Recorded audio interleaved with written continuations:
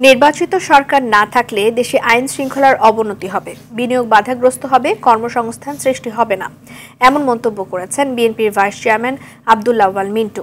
নতুন রাজনৈতিক দল এনসিপি নেতাদের বক্তব্যের জবাবে বলেন, গণহত্যার দায়ে শেখ হাসিনার বিচার বিএনপিও চায়, তবে বিচারের সাথে আগামী নির্বাচনের কোনো সম্পর্ক নেই বলেও মনে করেন তিনি।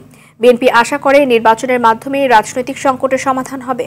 দুপুরে গুলশানে শুটিং ক্লাবে নারী দিবস উপলক্ষে আয়োজিত মেলার উদ্বোধন শেষে এসব কথা বলেন তিনি।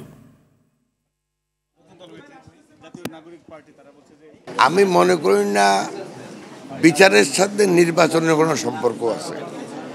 বিচার যারা অন্যায় করছে তাদের বিচার অবশ্যই হইতে হবে এবং বিচারের পথে চলবে।